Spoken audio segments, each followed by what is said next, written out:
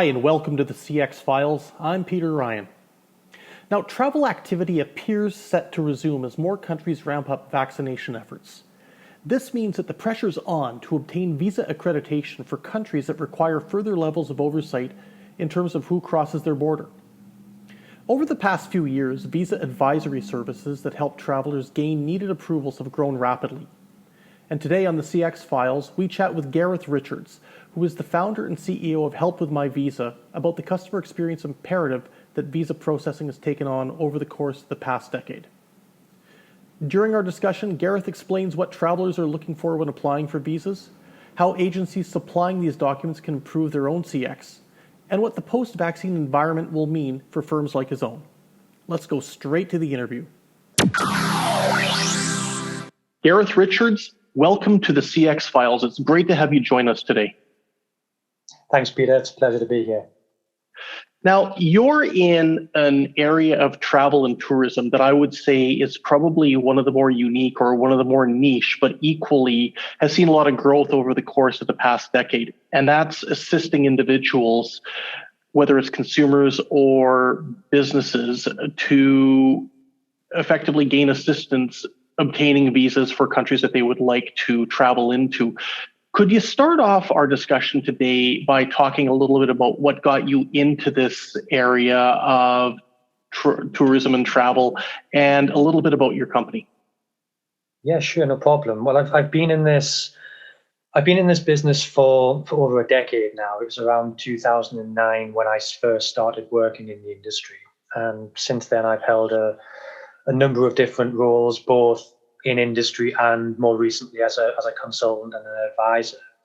And I think what's sort of always drawn me back to this industry has been the opportunity for improving the way that people access visa services, whether it's making it more convenient, making it more intuitive, and just sort of making it easier for them in general to get what it is that they need to be able to travel to their destination. Because at the end of the day, people don't want to apply for a visa. People want to be able to travel to where they want to go, right? The visa is just one of those necessary evils that they need to get to be able to achieve that. And I think where we sort of started with Help With My Visa was over the course of that decade or so, I must have spoken to thousands of visa applicants. And a lot of the time this was at the point of them handing over their passport, handing over their documents to apply for a visa. And the most common question was, is everything okay? Am I going to get my visa? And it was kind of heartbreaking to see so many people at that point in the process still not sure whether they've actually prepared their visa application correct. And when we done some research earlier last year, it was also quite astonishing to find out that people actually wanted more assistance pre-visa application. But around 3/4 of the people that we surveyed didn't actually know where they could find trusted assistance to help them. So we saw, quite a big gap in the market there in being able to connect these travelers, these visa applicants with, quite a well-established ecosystem of visa services, visa advisory firms that exist already, and just making it easier for them to do business with one another. So that's where we sort of launched Help With My Visa as a marketplace to facilitate that connection. But you touched on something, you touched on multiple things there, Gareth, that I can relate to as somebody who pre-pandemic was traveling quite a lot and was making a lot of visa applications. And I think that the idea of an ecosystem that effectively informs a traveler about what they're going to require, the information about what's going to happen when they submit their passport and their documents for visa processing and when they can get them back is so important. But it really strikes me that from the traditional way of applying for these different types of visas that you might need to travel here, there, and everywhere, that's where there's been, I think, a big disconnect in terms of how the traditional services run versus what the reality is being for the individuals making these applications. Yeah, absolutely. And it still, unfortunately, is a very siloed ecosystem. Even within groups of countries such as the Schengen countries, where it's probably the most advanced example of data sharing between different countries, the practical application of those rules, it isn't consistent everywhere. So, for example, where you apply for a visa for Germany, provide your fingerprints, those fingerprints should be reusable by any Schengen country anywhere in the world for up to 5 years. But practically, what we see is we don't actually see that happening. And of course, it gets more challenging and more siloed when you're looking at groups of countries that aren't as well interconnected, such as the UK and Russia and China and India, these type of places. So yeah, I think there is certainly a disconnect there in terms of what a traveller might expect to be able to do when applying for a visa for different places and what the reality is on the ground. Gareth, in your opinion, why has customer experience not really been a priority when it comes to how traditional government visa processing has taken place? Yeah, that's a very good question. I mean, I am pleased to see that there is an increasing focus on the customer experience, particularly by governments like the UK, like Australia, like Canada. Yeah.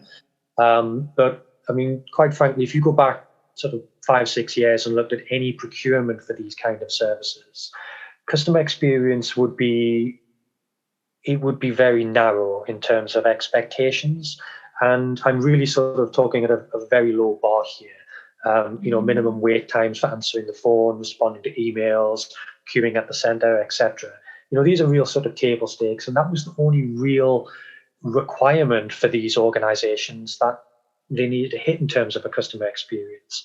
They were very limited in contractually in terms of what they could actually innovate with and what they could bring to market. So I think the biggest reason why we haven't seen that amount of CX innovation in visa outsourcing is contractually the companies who are providing the service are very limited in scope of what they can do. So in your opinion, having owned and operated Help with My Visa now for several years, I'd be really curious to find out what you identify as the core elements of CX or customer experience when it comes to a visa processing service. I think you touched on a lot of the elements in your opening, Peter. And I would sort of consider the process in 3 phases. I think you've got a pre-application phase, which arguably is the most important and the most ripe for improvement from a CX perspective, because it's very disjointed. Basic things like when you're doing research about a visa, do I actually need a visa to travel to country X for reason Y? Finding that sort of information can be incredibly difficult. And you're looking at government websites that might not be available in a language that you understand, or translations aren't great. You've got visa outsourcers who are providing basic information, but you really need to go further along the process of making an application to find out, for example, what documents you actually need to provide. It's very hard when you're sort of conducting research at the very beginning of the process. And I think that this is where a lot of people struggle when they're applying for visas, and why using a visa advisory firm is extremely useful at this point in time, because they can cut to the chase and tell you exactly what it is you need to do given your circumstances. But the second phase would be the actual application itself. So making the online application more increasingly, visiting a visa application center, and then the final phase, post-application, getting your status updates and receiving a visa decision. I think that's how I would describe, sort of in a nutshell, the process of applying for a visa. But where I think it's most ripe for CX improvement is very much at that front end, when people are conducting research and trying to figure out what exactly it is that they're expected to do. And that makes a lot of sense. And that raises an interesting point when it comes down to, I think, the omnipresent issue or challenge in any industry right now, and that's information security and data protection. How do you marry up in the visa application process the ability to expedite a visa in an efficient, rapid manner while still maintaining a focus on ensuring that the traveler's details are as watertight from a security perspective as possible, Gareth? Yeah, and this is why the industry is quite complex when you look at it from sort of the inside. usually governments will require their appointed visa outsourcers to have some form of security accreditation. So they need to be working to agreed security standards. When you start looking at sort of outside that service to visa advisory firms, there's a lot less in terms of data and information security controls in place. There may be minimum requirements. There's obviously legal requirements, but the enforcement of processes, of procedures, of systems, that's very much down to the individual organisation and its appetite for how it wishes to sort of handle the risk of a data breach. So I think you've got two areas there that have very different approaches to data security. Now, there are some visa advisory firms, incredibly professional, very strong data security, very strong processes in place. But by and large, it's not the same level of data security that you would see in a government-appointed visa outsourcing operation. So one of the big things that I know visa processing agencies have seen growth in the last while has been the corporate accounts, has been the fact that business travelers need to get somewhere, they need to get somewhere quickly that might require a visa. They don't want to have to handle the paperwork. They don't want to have to move it over to potentially their personal assistant to do. They come to work with organizations like your own. But equally speaking, I do have a sense as well that individual consumers, individual travelers are also taking advantage of these same types of services. And that raises an interesting point. What are some of the bigger CX success factors that you would see that would differentiate between a corporate client or a business client versus an individual traveler that might be looking to go on vacation? Yeah, so I think certainly within corporate clients, being able to create a service that is as frictionless as possible is certainly a big CX differentiator. So, for example, being able to reuse standard documents that have been provided for previous visa application. I mean, your birth certificate's not going to change, right? Mm-hmm. So being able to sort of securely store that information and then reprocess it for a new visa application, that is very important to corporate travelers, as is the destinations that you can handle. I mean, you'll know in your line of work, you travel to many places around the world. Yeah. You will go to some countries more frequently than others, but every now and then there'll be a requirement to travel somewhere new, and there's an expectation that your corporate visa advisory firm is going to be able to handle that for you. So being able to stand up a new service that they may not have necessarily offered previously, that's becoming more important to corporate travelers. I'd say that corporate travelers, certainly in terms of their expectations, are a lot more homogenous than travelers sort of applying for visas for leisure purposes.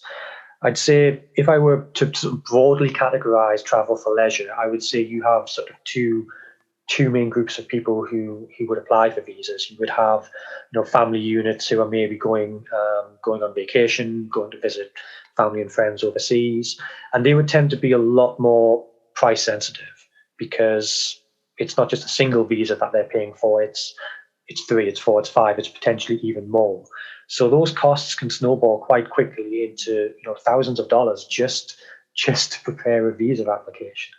So you tend to see those types of travelers being more price sensitive and less likely to use a visa advisory firm to help prepare their applications.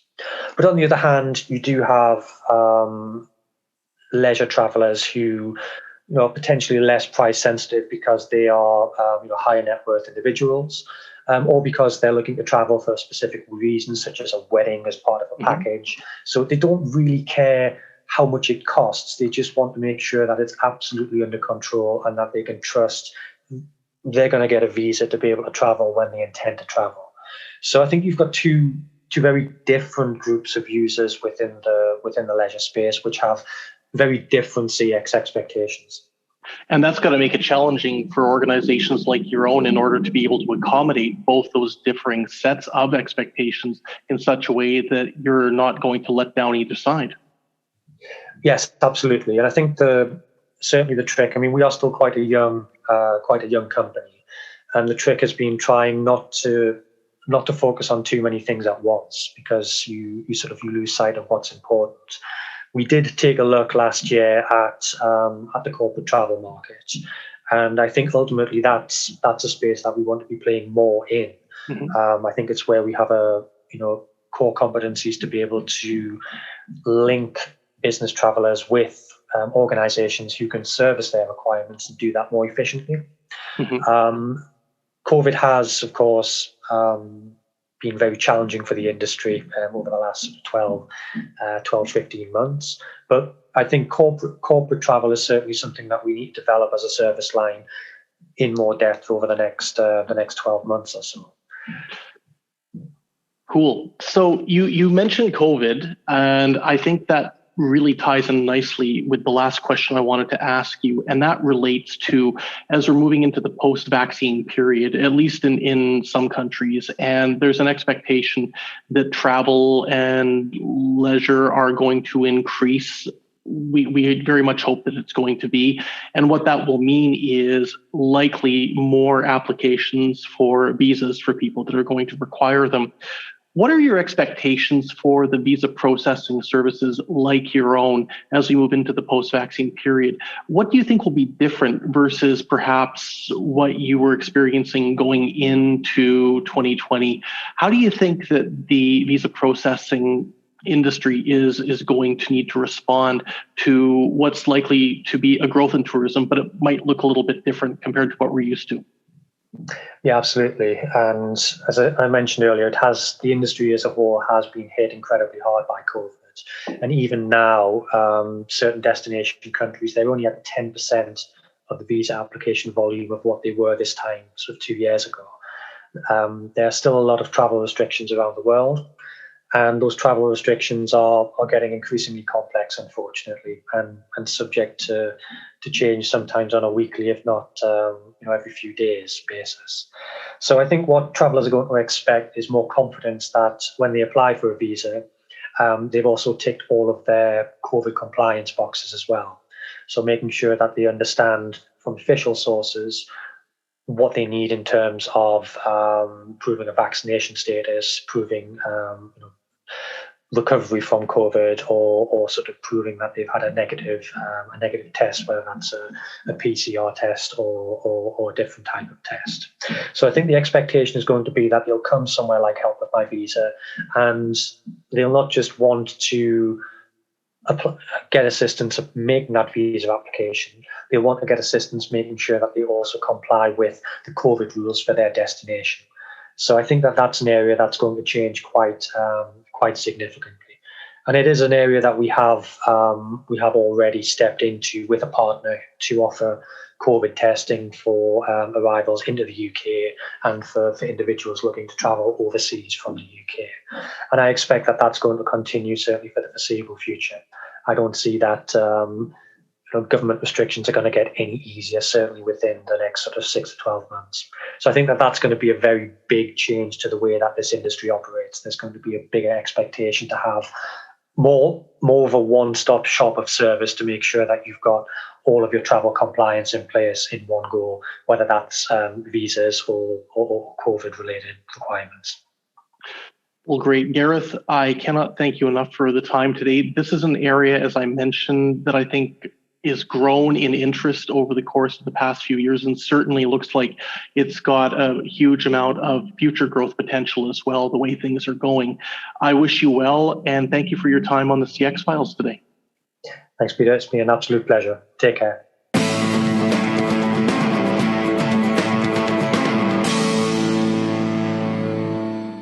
Thanks for downloading the CX Files podcast. If you have a moment, please give us a star rating or review on your favourite podcast provider, because this really helps other people to find the podcast. If you have any suggestions for future guests, or ideas, people or topics, then please just find myself, Mark Hillary, or Peter Ryan on LinkedIn and send a suggestion.